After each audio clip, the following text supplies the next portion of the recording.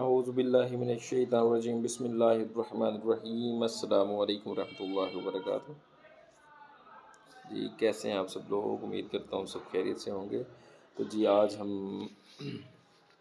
جاننے کی کوشش کرتے ہیں ہاروت ماروت کے بارے میں۔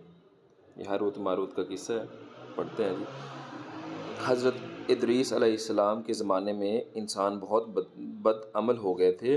فرشتوں نے بارگاہ الہی میں عرض کیا کہ مولا، انسان بہت بدکار ہے اور یہ خلافت کے لائق نہیں ہے، انہیں معزول کر دیا جائے یا کم از کم خلیفہ یہ رہیں اور وزیر ہم، تاکہ ہم ان کے بگڑے کام سنبھال لیں۔ رب تعالیٰ کا ارشاد ہوا کہ اس کو غصہ اور شہوت دیا گیا ہے جس سے زیادہ گناہ کرتا ہے۔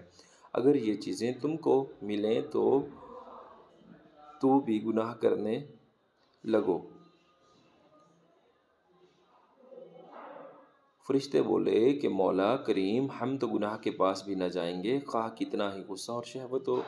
حکم ربی ہوا کہ اچھا، تم اپنی جماعت میں سے اعلیٰ درجے کے پرہیزگار فرشتے چھانٹ لو، ان کو غصہ اور شہوت دے دیتے ہیں، پھر امتحان ہو جاوے گا۔ چنانچہ ہاروت اور ماروت جو بڑے ہی عبادت گزار فرشتے تھے انتخاب میں آ گئے۔ حق تعالیٰ نے ان کو یہ چیزیں یعنی غصہ اور شہوت دے کر شہر بابل میں اتار دیا اور فرمایا کہ تم قاضی بن کر لوگوں کا فیصلہ کیا کرو اور روزانہ اسم اعظم کے ذریعہ شام کو آسمان پر آ جایا کرو۔ یہ دونوں ایک مہینہ تک ایسے ہی آتے جاتے رہے۔ اتنے عرصہ میں ان کے عدل و انصاف کا عام چرچا ہو گیا اور بہت مقدمے ان کے پاس آنے لگے۔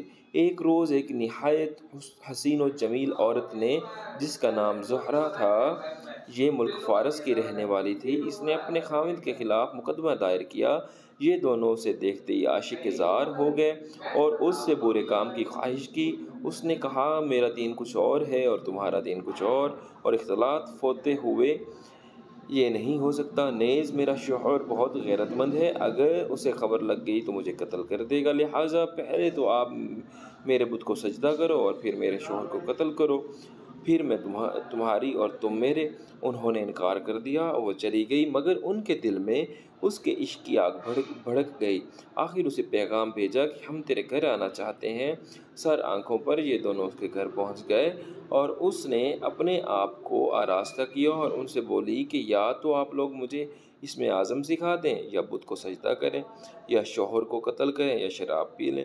انہوں نے سوچا کہ اسم اعظم اسرار الہی ہے، اس کو ظاہر کرنا بہت ظلم ہے، بت پرستی کرنا شرک ہے، اور قتل حق العباد، لاؤ شراب پی لیں۔ چنانچہ شراب پی لی۔ جب شراب پی کر مست ہو گئے، زہرہ نے ان سے بت کو سجدہ بھی کروا لیا، اپنے شوہر کو قتل بھی اور اسم اعظم بھی پوچھ لیا۔ زہرہ تو اسم اعظم پڑھ کر صورت بدل کر آسمان پر پہنچ گئی۔ حق تعالیٰ نے اس کی روح کو زہرہ ستارہ سے متصل کیا اور اس کی شکل زہرہ ستارہ کی طرح ہو گئی۔ جب ان کا نشہ اترا تو یہ اسم اعظم بھول چکے تھے اور اپنے کیے پر نادم شرمندہ تھے۔ حق تعالیٰ نے فرشتوں سے فرمایا کہ انسان میری تجلی سے دور رہتا ہے، اور یہ دونوں شام کو حاضر بارگاہ ہوتے تھے، پھر بھی شہوت سے مغلوب ہو کر سب کچھ کر بیٹھے۔ اگر انسان سے گناہ سرزد ہوں تو کیا تعجب ہے۔ تمام فرشتوں نے اپنی خطا کا اقرار کیا اور زمین والوں پر بجائے لعن طعن کرنے کے لیے کہ ان کے لیے مغفرت کرنے لگے، دعائے مغفرت کرنے لگے۔ قرآن فرماتا ہے، بسم اللہ الرحمن الرحیم، والملائکۃ یسبحون بحمد ربہم ویستغفرون لمن فی الارض۔ پھر یہ دونوں حضرت ادریس علیہ السلام کی بارگاہ میں حاضر ہوئے اور شفاعت کے طالب ہوئے۔ آپ نے ان کے حق میں دعائے مغفرت کی۔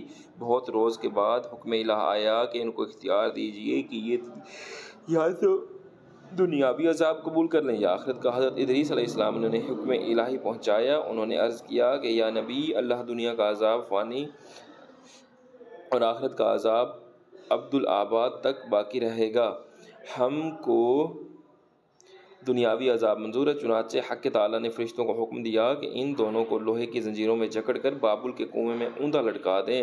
اس کنویں میں آگ بھڑک رہی ہے اور یہ لٹکے ہوئے ہیں۔ فرشتے باری باری سے ہر وقت ان کو کوڑے مارتے ہیں۔ سخت پیاس سے ان کی زبانیں باہر لٹکی ہوئی ہیں اور یہ عذاب قیامت تک ایسا ہی شدید رہنے والا ہے۔ اللہ اکبر۔ اللہ پاک ہم سب کو توबہ کرنے کی توفیق عطا فرمائے اور ہدایت بھرے راستے پر چلنے کی توفیق عطا فرمائے۔ آمین آمین آمین۔